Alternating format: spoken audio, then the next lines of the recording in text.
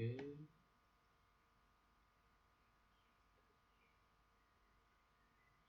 hari ini Assalamualaikum warahmatullahi wabarakatuh. Hari ini saya akan menjelaskan terkait materi transformasi Fourier. Ini kurang S. Oke, saya mulai. Assalamualaikum warahmatullahi wabarakatuh. Bismillahirrahmanirrahim. Untuk materi kali ini saya akan menjelaskan transformasi Fourier, dan ini hanya pengantar ya, nanti ada lanjutannya terkait transformasi Fourier atau kalau dalam bahasa Inggris Fourier transform. Oke, dimulai saja. Ini Oke, ini transformasi Fourier. Jadi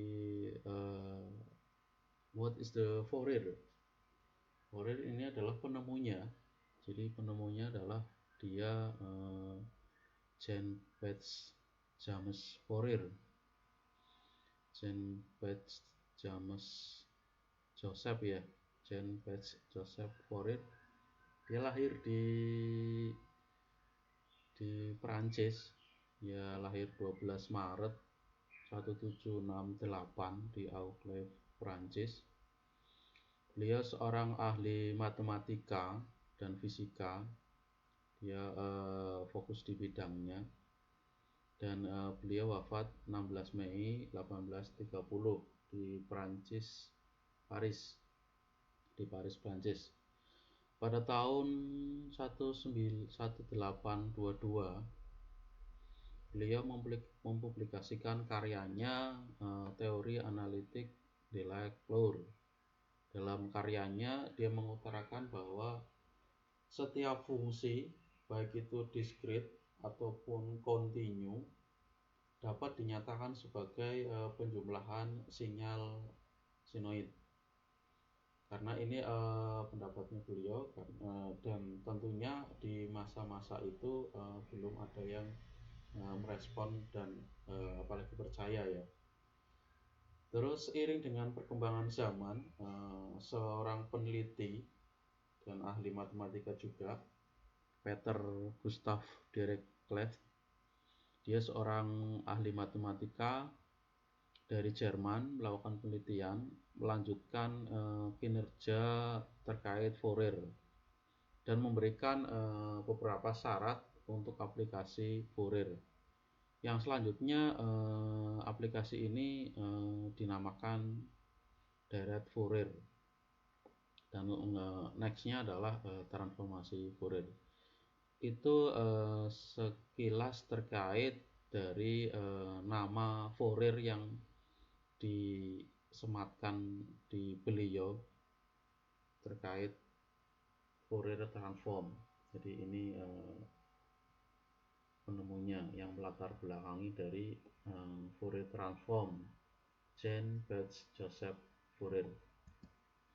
Sebagai pendahuluan, di sini sinyal sebagai fungsi waktu dapat ditampilkan bentuknya dengan bantuan osiloskop.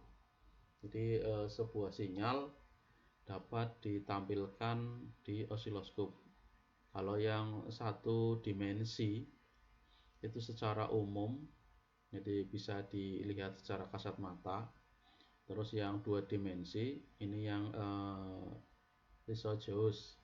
Ini sepertinya sudah ada di praktikum kalau yang bentuk Lysogeus.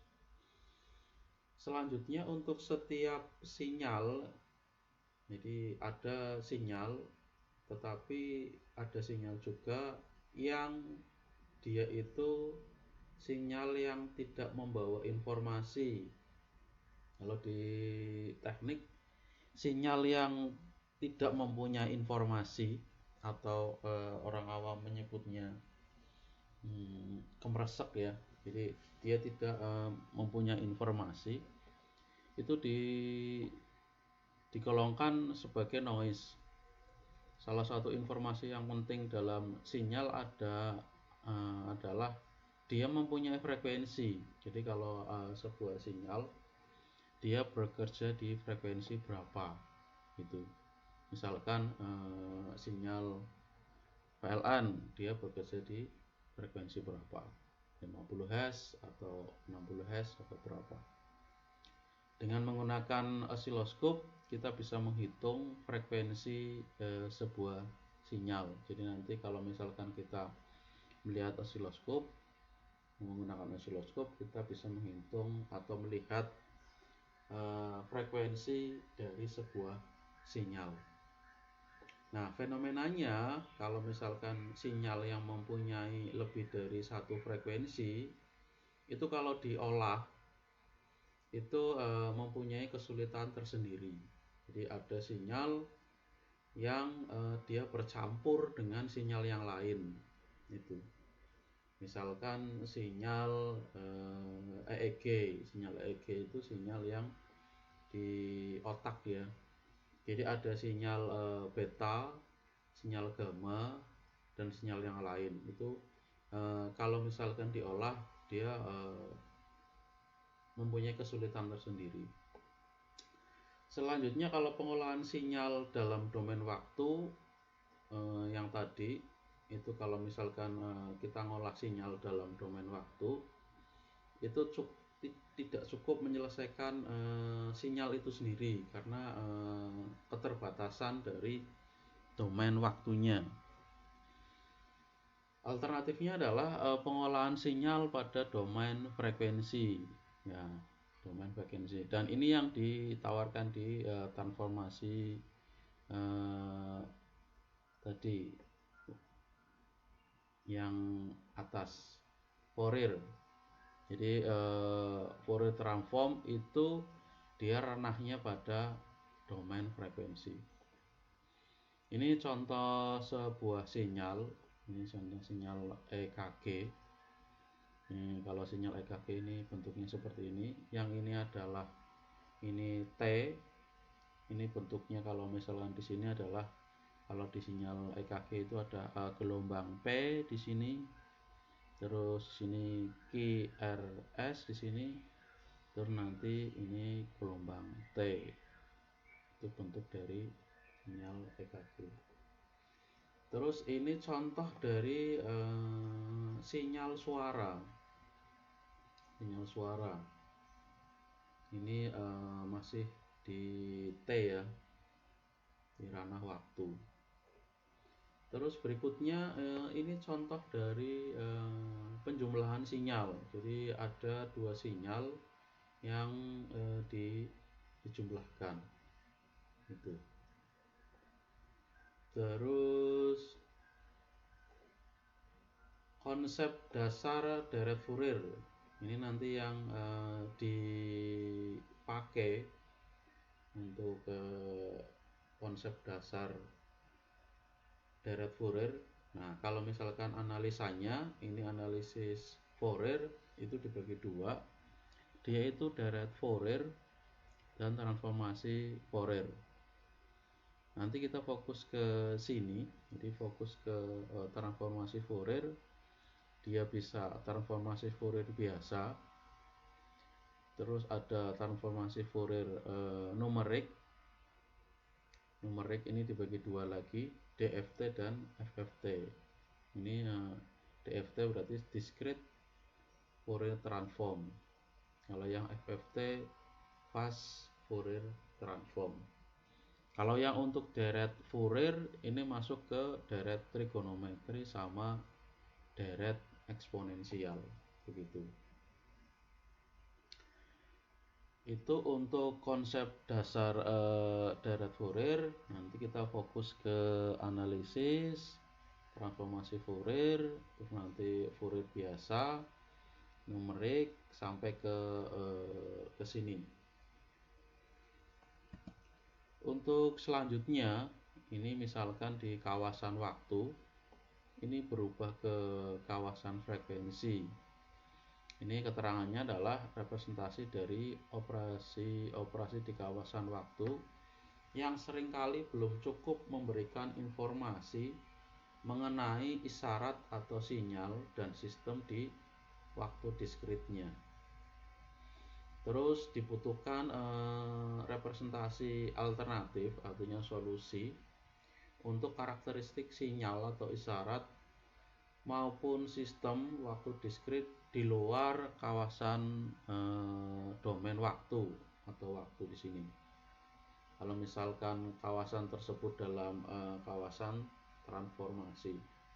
Contoh misalkan ini kawasan frekuensi, itu Fourier transform. Terus kawasan Z, ini ada kawasan wavelet. Ini wavelet berarti lanjutan dari Fourier transform. Jadi setelah Fourier transform ada transformasi wavelet. Untuk yang transformasi Fourier waktu diskrit, ini DTFT. Di sini keterangannya wahana utama yang akan membawa isyarat atau sinyal dan sistem waktu diskrit ke kawasan frekuensi. Jadi yang tadinya kawasannya adalah kawasan waktu dibawa ke frekuensi. Itu nanti yang di transformasi Fourier. Ini keterangan berikutnya. Jadi ini kawasan waktu dalam T, terus dibawa ke kawasan frekuensi. Jadi ranahnya ranah frekuensi. Ini keterangannya, sinyal isyarat waktu atau sinyal diskrit sembarang dapat dipresentasikan sebagai kombinasi linear atau penjumlahan. Sini runtut unit impul tertunda dan terskala. Sinyal sembarang juga dapat dipresentasikan sebagai kombinasi linear runtun sinusoida terskala pada frekuensi yang merupakan kelipatan frekuensi dari dasarnya atau fundamentalnya. Ini basic functionnya di sini. Untuk transformasi Fourier itu dapat diaplikasikan di X-ray. Ini pertama X-ray, terus di elektron mikroskopi, di NMR, di IR spektroskopi, ini yang kecil-kecil ya, fluorescence, terus di image processing, ini pengolahan citra dan lainnya, termasuk di pengolahan sinyal. Itu transformasi Fourier dapat diaplikasikan ke sana. Untuk yang analisis dalam domain frekuensi, ini di sinyal ya. Ini pengolahannya bisa di sinyal suara, sinyal otak manusia. Jadi sinyal dari manusia, otaknya diukur ini dengan EEG. Terus sinyal denyut jantung atau yang orang menyebutnya ECG atau EKG. Terus pendeteksi pola mesin printing kain. Ini pendeteksi di mesin printing kain. Ini voice sama dengan sinyal suara. Speech recognition, ini polanya dari orang bicara. Terus fotografi digital, ini masuk ke pengolahan citra. Terus analisis Fourier pada modulasi, ini modulasi sinyal berarti. Berikut beberapa penelitian yang terkait dengan transformasi Fourier. Itu yang pertama, ini saya ngambil sampel beberapa paper yang misalkan saya ambil 5, bisa lebih, tapi ini contohnya 5. Jadi ECG based unit of octation for wearable device using short time Fourier. Yang nomor 2, Fourier transform quality measuring for image. Nomor 3, a simple fast Fourier transform algorithm to microcontroller dan mini komputer. Nomor 4, discrete Fourier transform of the signal recovered by using high performance event times. Terakhir, yang practical Fourier transform, estimation of simple random sample signal. Kita lihat dari paper ini, misalkan saya lihat papernya, misalkan yang pertama ECG base ya, ECG base usage utility. Di sini misalkan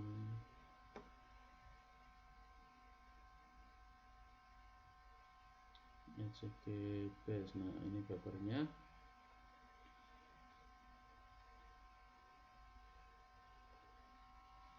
Paper yang ada adalah ini papernya. Paper tentang aplikasi.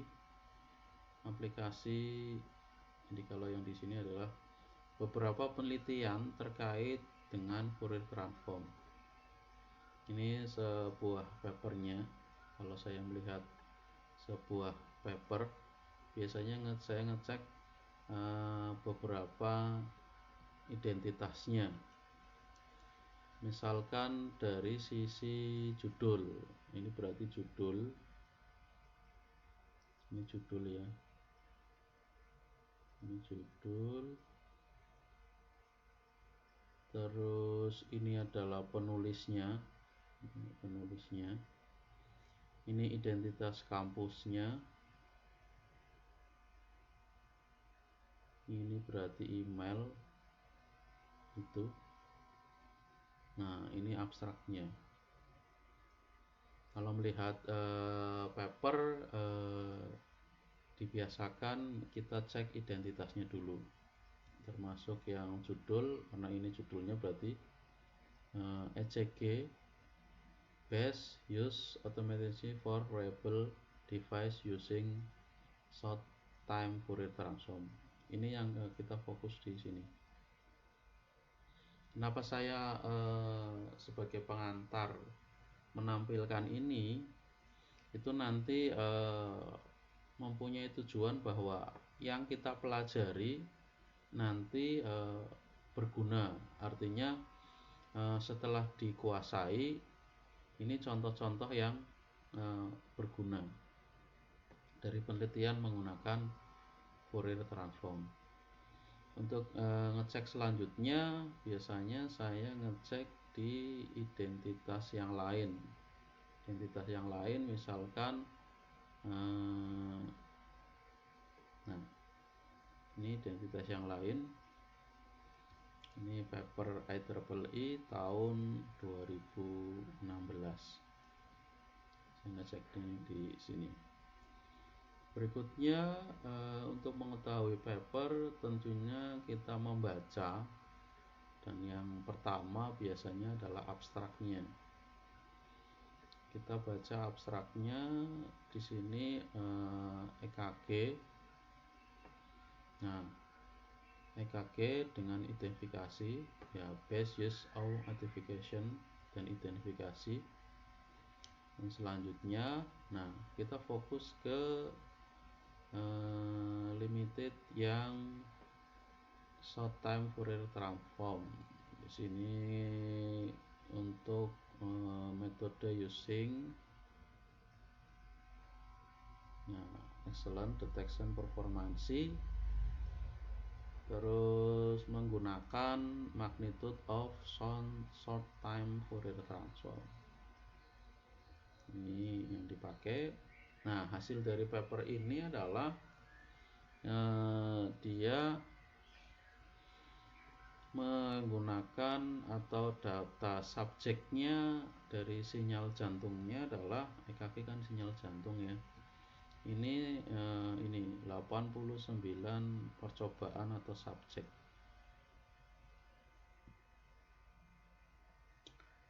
Terus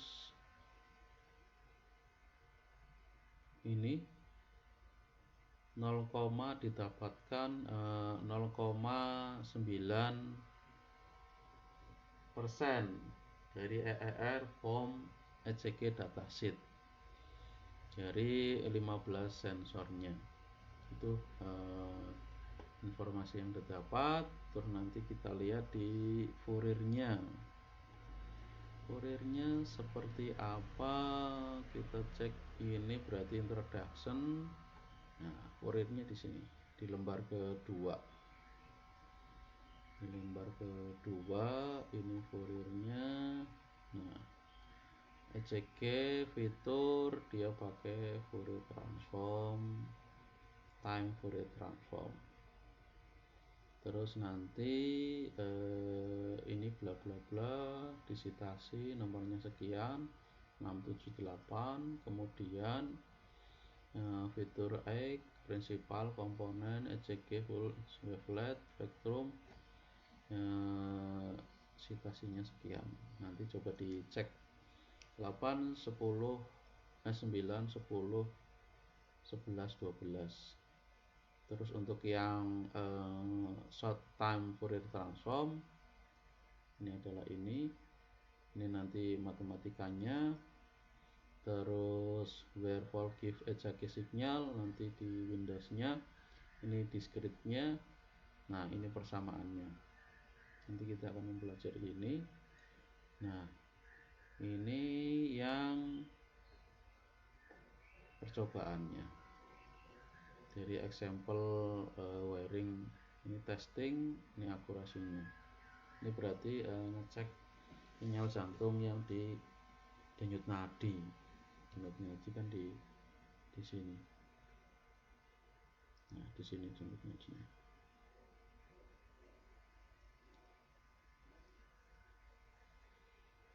Terus yang tadi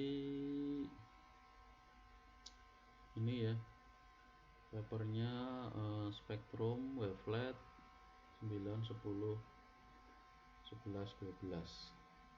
Kita cek untuk yang daftar pustakanya. Nah, daftar pustakanya dicek. Kebetulan daftar pustakanya sampai 20. Kita cek yang 9 ini wavelet. Terus ini yang kardiovaskuler, ini EKG benar. Terus pattern recognition, human identification, dan ini. Nah, ini sudah. Nah, kesimpulan yang didapat, ini kesimpulannya menggunakan notifikasi method kompleks dengan ini short time Fourier transform ini, dan simple equation design for where able for the variable EKG signal sensornya.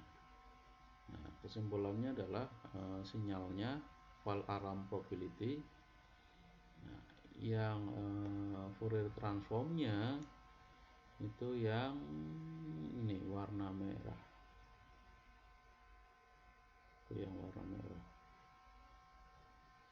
Oke, itu contoh dari paper. Nanti saya sertakan di tambahan untuk dibaca dari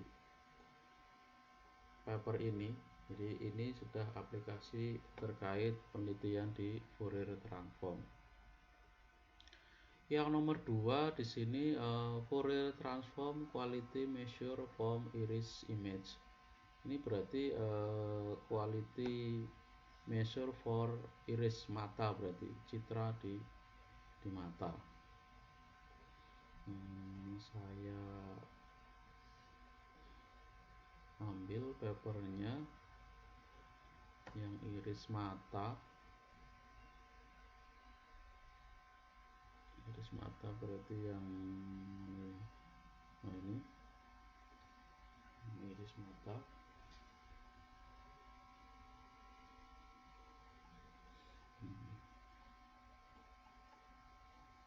Mudah-mudahan bisa. Nah, oke, bisa ditampilkan. Ini papernya seperti biasa. Kalau kita membaca paper, cek identitasnya. Cek identitasnya. Ini adalah tahun terbitnya. Ini adalah ini conference internasional.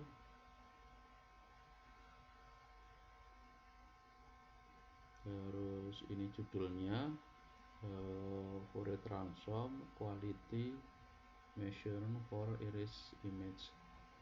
Ini berarti aplikasi Fourier Transform Quality Measurement untuk iris citra iris mata. Ini yang penulisnya. Ini berarti penulisnya. Ini penulisnya juga, penulis 1, penulis 2. Ini berarti Afrika ya, negara Afrika. Terus identitas lain yang saya cek biasanya, nah ini yang IEEE, dia 2014.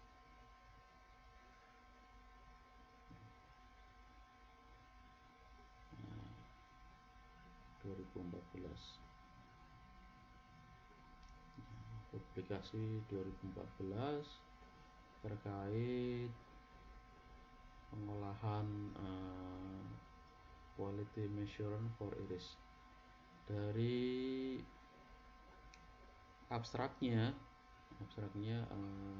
ini iris recognition system have take much attention on uniquely, stability, and reliability. Terus untuk kesimpulannya, ini kan kesimpulannya berarti di sini di eksperimental, eksperimen yang telah hasil yang telah dilakukan, ini algoritma menunjukkan better performance quality klasifikasi. Dia akurasinya sampai 97% rather than existing algorithm. Jadi dari algoritma yang telah dibuat itu. Terus Fourier transformnya di mana, kita cek di papernya ada tidak. Nah, ini yang coding Gabor fiturnya. Nah, Fourier transformnya di sini. Ini penjelasan Fourier transformnya di sini. Di fast Fourier transform. Nah, ini adalah quality measurement, give overhaul, quality and frequency spectrum, di mana iris image-nya high quality convert to Fourier spectrum menggunakan Fourier transform. Ini iris yang baik, mata yang baik. Terus dia spektrum Fourier-nya seperti ini. Dari keterangan yang Fourier-nya, ini yang jelek, irisnya jelek. Itu dari nanti bisa disertakan, saya sertakan paper ini supaya bisa dibaca lebih awal, supaya dalam belajar Fourier transform kita itu mempunyai semangat. Artinya kalau kita belajar sesuatu, setelah kita menguasai, nanti akan muncul nah terus ini buat apa gitu kan. Nah, kalau misalkan pertanyaannya buat apa terus nggak bisa terjawab, nah belajarnya kan sia-sia gitu. Oke, yang ketiga di sini simple fast Fourier transformation algorithm to microcontroller and mini computer. Berarti dia menggunakan fast Fourier transform dengan yang sederhana, sebuah algoritma untuk microcontroller dan mini komputer. Oke, saya panggil, saya lihat untuk jurnalnya atau papernya yang hubungannya dengan simple fast Fourier transform. Simple fast Fourier transform.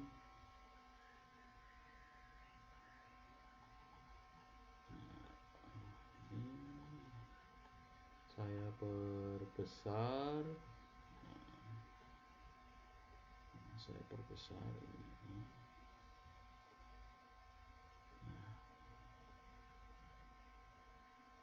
Seperti biasa untuk sebuah paper saya ngecek identitasnya, ini 2014 IEEE Conference Internasional, pelaksanaannya tanggalnya sekian, tahunnya sekian, di Hongaria.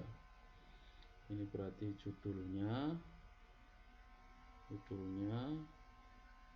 ini terkait simple fast Fourier transform,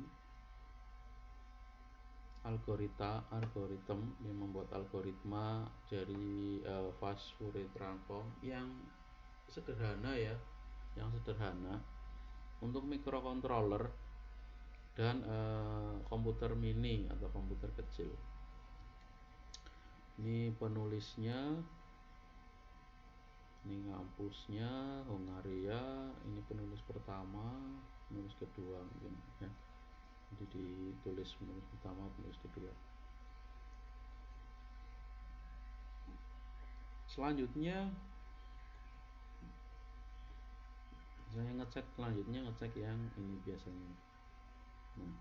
Tahun 2014 IEEE. Nah, kita baca dari sisi abstraknya. Dari sisi abstrak di sini fast Fourier transform is one of the most important algorithm in the world. FFT, calculate frequency component of time varying signal. Nah, dari paper ini dia membuat algoritma yang sederhana yang dipakai untuk microcontroller dan komputer mini ya. Untuk the article present algorithm to contain number untuk penghitungan mechanical and elementary, penjumlahan, ini penambahan, terus ini apa, subtraction, multiplication, operasi untuk optimasi dari optimization to level programming and hardware description language, bahasa program level rendah ya. Jadi ini dapat diaplikasikan, gate array-nya bisa diaplikasikan di FPGA, microcontroller, pengolahan digital, sinyal processing, dan tipe komputer yang lain. Itu keterangan dari abstraknya. Nanti yang FFT-nya ini berarti kan pakai FFT ya, for Fourier transform. Ini dia pakai FFT.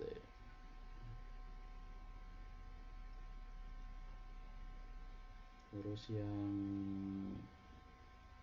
matematikanya, nah ini nanti dari DFT, discrete Fourier transform.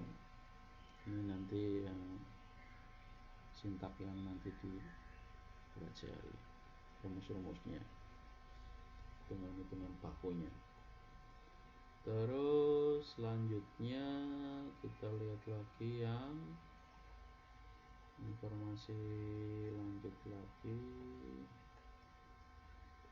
Nah, ini yang tidak kalah penting karena ini adalah algoritma. algoritma untuk membuat deskripsi algoritmanya. Ini sudah ditunjukkan dari FFT-nya, Fast Fourier Transform. Ini sudah sintak-sintak yang dimunculkan. Ini contoh sintak-sintak yang dimunculkan dari mulai pre-calculation sebelum dihitung sampai FFT algoritmanya. Sudah ada di sini. Nah, itu untuk yang algoritmanya. Kita lihat kesimpulannya. Kesimpulannya adalah hasil yang dilakukan, algoritma ini dapat dipakai untuk setiap platform. Selanjutnya, Nowe one most dynamic research on area Internet of Things, dapat dilakukan di area Internet of Things. Untuk yang sensor network juga. Oke, itu yang aplikasi dari yang hubungannya dengan Fourier transform. Kalau yang lain, discrete Fourier transform of signal reconfigured by using high performance. Ini ada juga. Jadi nanti saya sertakan dari paper yang dijadikan sampel, terus nanti bisa dibaca. Jadi tujuan saya menampilkan ini adalah untuk memberikan motivasi setelah kita belajar Fourier transform. Itu ada peneliti di luar sana yang memang menggunakan ini, karena rata-rata yang orang melihat dari Fourier itu ya susah. Discrete Fourier, ini judulnya Discrete Fourier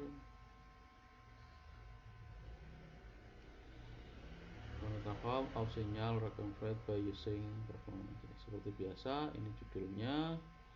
Nanti dilihat abstraknya. Ini cukup simple abstraknya. Ya frekuensi di domain frekuensi, karena sesuai judul ya, ini menggunakan high performance event time. Terus dilihat identitas yang lain. Biasanya saya identitas lain.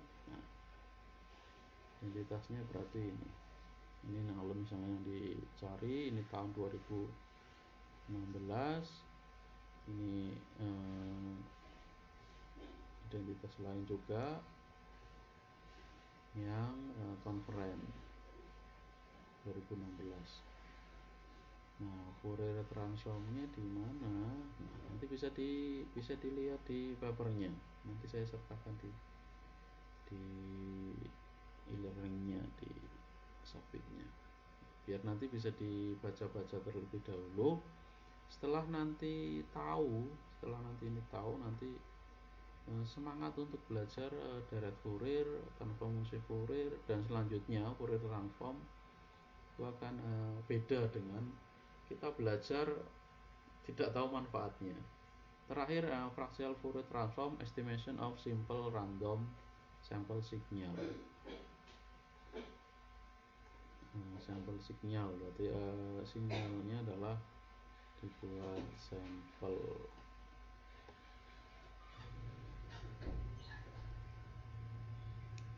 Ini papernya.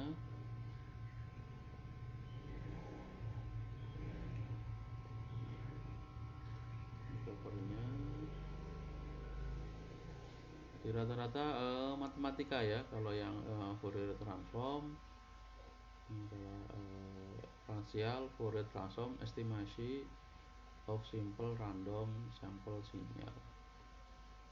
Seperti biasa, ini adalah judulnya, judul dari penelitian yang dilakukan. Terus ini penulisnya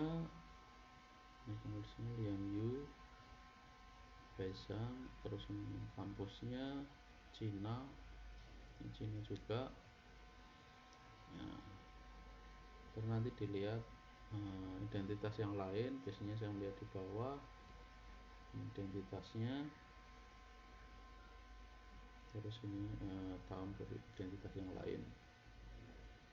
Selanjutnya di abstraknya, ini random sampling, special of non-union, sampling have been used digital, menggunakan digital alias free processing. Dengan metode dia analog to digital conversion, dia berarti ADC. Makalah ini present to function Fourier transform estimasi non stationary signal. Sinyalnya berupa non stasioner. Berarti non stasioner berarti dia bisa berubah terhadap waktu. Kalau yang non stasioner dia berubah terhadap waktu, non stasioner. Terus semua analisis hasil yang simulasinya ini verified the last number in eksperimen. Oke, nanti bisa dibaca dari fraksial Fourier transform. Introduction-nya juga ada di sini. Introduction-nya juga ada. Ini bagian yang introduction. Nanti saya introduction-nya juga ada, nih bagian introduction di sini dari Fourier transform. Dari membaca ini nanti diharapkan ada gambaran yang tahu lah ya, sedikit banyak tahu terkait penelitian yang dipakai untuk aplikasinya di Fourier transform.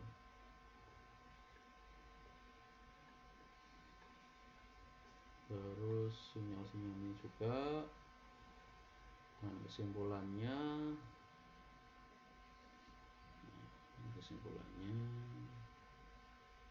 saya dilihat dari kesimpulan. Oke, itu beberapa penelitian terkait dengan Fourier transform. Semoga bisa memberikan gambaran terkait transform Fourier yang nanti dipelajari lebih lanjut, karena ini hanya sebagai pengantar ya. Karena ini sebagai pengantar dari apa itu Fourier transform, terus sinyal, penjumlahan sinyal, terus nanti dia itu konsep dasar Fouriernya bagaimana, nanti kita fokus ke transformasi Fourier dan kegunaannya.